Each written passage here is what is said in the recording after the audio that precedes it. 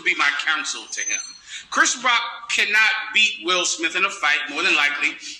Will Smith trains for action movies, and he's probably well trained with all kinds of martial arts and fighting styles and guns.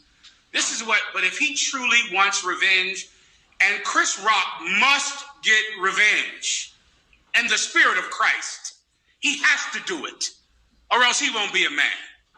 Let me tell you what my counsel, if Chris Rock was a man under my supervision, this is what I would counsel him to do. This is the only way Will Smith would understand. Chris Rock cannot fight him. Chris Rock cannot assault him. But you know what Chris Rock can do? Chris Rock can fuck his wife. And that's what he should do. He should do that.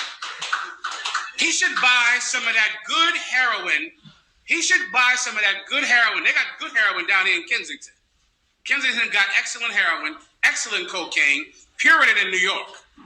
He should get some of that weed from California or some of that cocaine from Philadelphia, and he should go and talk to Jada Pinkett.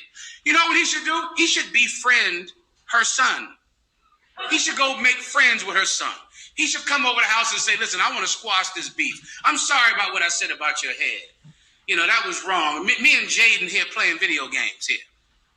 He should start playing with Jaden Smith, and he should fuck the shit out of Jada Pinkett. If you see something, say something. Like he's giving, you know, he's speaking. He just sets it off for me, man. That dude is on fire. He's fire to me. You know, I just wanted to say that, but I just wanted to give him his props. I appreciate that. So now, Second Samuel 12 and 11. Now, you can go listen to the whole class because he broke it all down. But I'm going to give you the scripture that General Hyman was speaking to when he said it. Thus saith the Lord, behold, I will raise up evil against thee out of thine own house, and I will take thy wives from before thine eyes and give them unto thy neighbor. And he shall lie with thy wives in the sight of this son. So when you listen to the whole breakdown, you'll see he'll break down exactly what he was saying. Now, and the reason why he has to do that is because of brothers like yourself, sisters like yourself that are not in this body. So y'all don't understand what General Hyman is saying. Like, I understood it when he said it on Monday. I knew exactly what he meant. I knew exactly the intent. But I also knew he was going to have to say something about it again on Thursday because those that are not in this body would not understand what he was saying. It's a hard saying. Who could... Right. Understand that. Yeah, like when Christ said you must eat my body and drink my blood. So anybody can go listen to the class today. He broke it down, you know, thoroughly and what he was speaking to. Okay, cool. Like I said, I just caught I think it was just a clip, like it's on Facebook. So I think I think I watched the whole thing. Listen, I had brothers message me right away, like next day. Hey man, somebody sent me a clip of the general saying something. I said, yeah, I heard it myself. But yeah, so he broke it down. Usually if they say something, if y'all say something, I'm with it. You know what I mean? I believe that. Yeah, you'll even if I don't have like after complete you explanation understand. for it. After you in Israel, come on. And they heard a great voice from heaven saying unto them, "Come up hither." This is what you call the rapture. Come up hither. Watch this. And they ascended. Go ahead, read it again. And they ascended up to heaven in a cloud. They ascended up to heaven in a cloud, which is a chariot. Here it comes. Yeah. And their enemies beheld them. Our enemies going to see us. Who's the enemies? The white man. Watch this. Verse 13. But you missed it. Come on, Daniel 12. Come on. The same hour. And the same hour, meaning the same time that we're taken up. Yeah. Was there a great earthquake.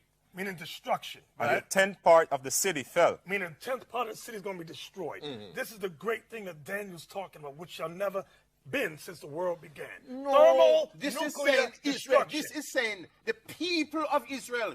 The people of Israel are going to experience a time of horror and a time of persecution and a time. Where did you see persecution? That's what it means. And there shall be a time of trouble. For that people, not just generally. Read it. There shall be a time of trouble, such as never has been since there was a nation till that time. But at that time, your people shall be delivered. What it means is the people of Israel had gone through various captivities. They had gone through destruction. They had gone through captivity by the Assyrians, by the Babylonians, and so on. This is prophesied that in the last days, they are going to go through something that would surpass that. Mr. Boyne. You don't have that. Mr. Boyne. If we are the people, you don't have that in your prophetic eschatology. Leave Bible interpretation to us. You don't have it.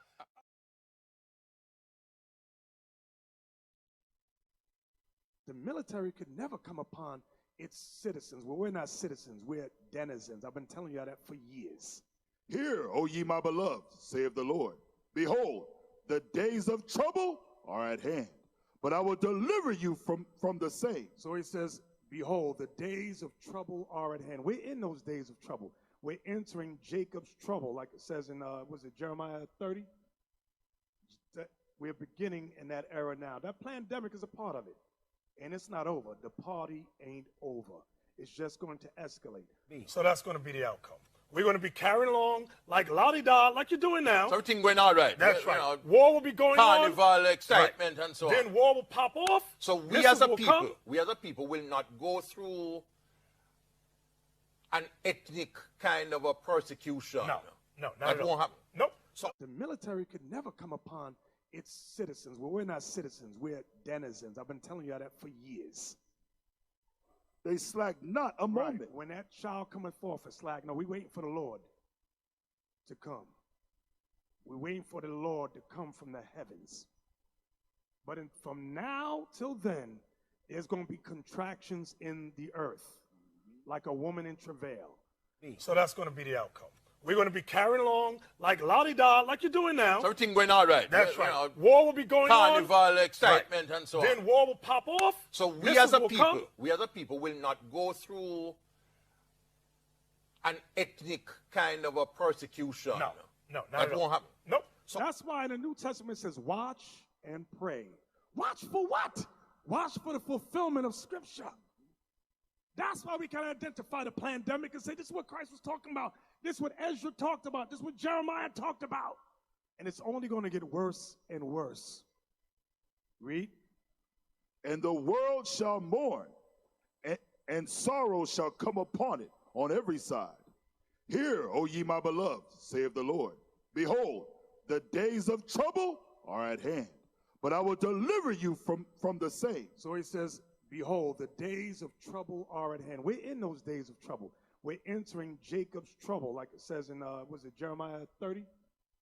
Weep between the porch and the altar. There's going to come a time when we weep between the porch and the altar.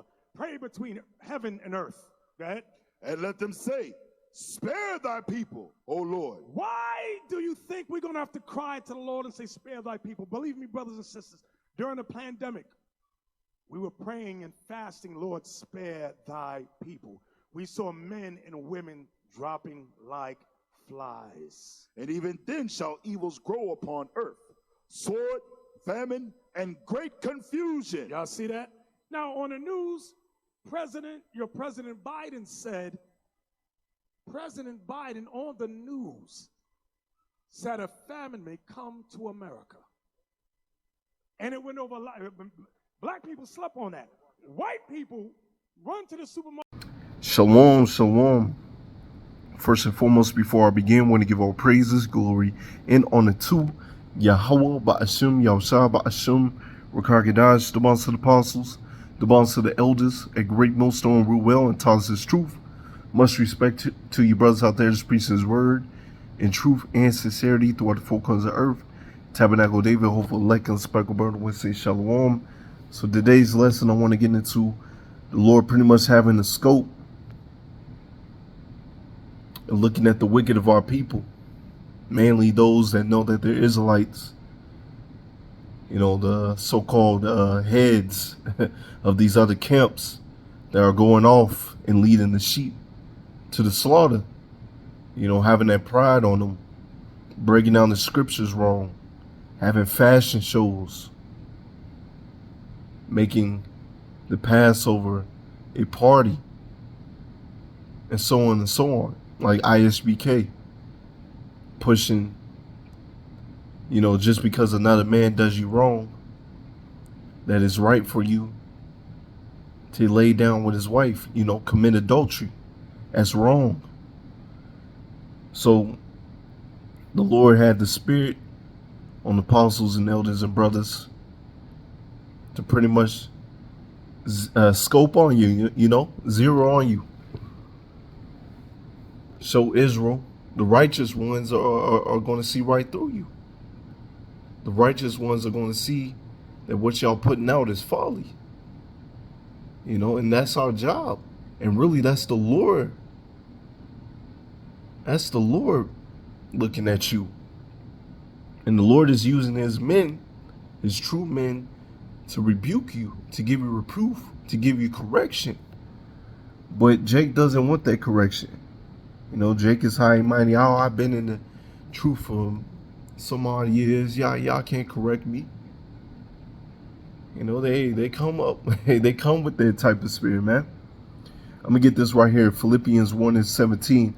But the other of love, knowing that I am set for the defense of the gospel. All right, the Lord has set up true men, true pastors, true men of the Lord that are set up for the defense of the gospel, whether it be Christians breaking down the scriptures wrong, or rather it be Israelites breaking down the scriptures wrong. And once again, you know, leading your congregation into the slaughter. That's what these other camps are doing, leading their congregation unto the slaughter, whether they know it or not. All right, they got their pride on them. They don't want correction. Matter of fact, Galatians 4:16. Am I therefore become your enemy because I tell you the truth? You know, they think that this is hate. No, this is actually a form of true love. What they don't get, what they don't realize, this is a form of true love. And they hate it. They hate this correction. They hate this reproof. Once again, the Lord is zero inning Slakia on you other Israelite camps and you Israelites that ain't in the spirit. They ain't moving by the spirit. It's contrary to the spirit. All right, the Lord has put a scope on you. And if you don't get this correction while the doors of mercy are still open, hey, the Lord's going to shoot his shot at you, man. And it's going to be it. The scriptures say the Lord is going to begin at his sanctuary. Those are those Israelites that know that they're Israelites. All right, hey, there's going to be a lot of you Israelites that's in these other camps. They're going to be taken out in the times that we're coming into. Ephesians 4:11. And he gave some apostles and some prophets and some evangelists and some pastors and teachers. All right, the Lord has set up order. All right, each brother has their own ounce of talents that the Lord has given. You know, and some he made elders, you know, up and coming elders, you know, and brothers on down. But either way, each play a part in the body of a Mashiach. All right. Verse 12, for the perfecting of the saints, for the work of the ministry, for the edifying of the body of a Mashiach. That's our job. All right. For the perfecting of the saints. That's why we're not pushing, oh, a man does you wrong, you can lay down with his wife. That's getting revenge, breaking down that scripture wrong. Come on, man. That's wickedness. That's you moving on your own accord. Or having a fashion show for the Passover. You know, hey, making a Passover a party in general when it's the time of mourning. Okay? What else? Being prideful. Don't want this correction. Nate was preaching that there is no Jacob's trouble, that we ain't going to go through Jacob's trouble and try to renege and, you know, I believe, if I'm not mistaken, bear false witness. You know, hey, that's going against the scripture. Matter of fact, Nate had a big old bodyguards. That shows that you ain't got no faith in Yahweh Shem Yahushua. You walking around with bodyguards. What is this, man? We ain't supposed to be like the world.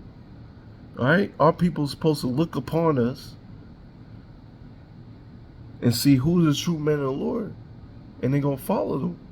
All right? Once again, this is for the perfecting of the saints. All right? Us giving our bodies as a living sacrifice. Matter of fact, I'm going to read some more on this. Verse 13. Till we all come in the unity of the faith, you see, because there's only one path. And the knowledge of the Son of power unto the perfect man, unto the measure of the stature of the fullness of a Mashiach. Verse 14, that we henceforth be no more children tossed to and fro, carried about with every wind of doctrine by the sleight of man. Because once upon a time, that was us, man. I can tell you firsthand, man, that was me, you know. Because when you first come into the truth, you know, you're listening. You might be listening to all these other camps.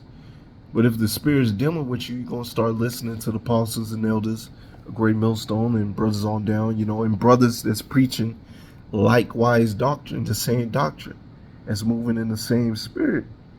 All right? Because you're looking at the majority of these other camps, they going off. And even in their own camps, you know, they don't even agree with themselves. Matter of fact, they got the unity camps, which that's madness, man. That's madness. I see, but speaking the truth in love may grow up into him in all things, which is the head even of Mashiach. All right.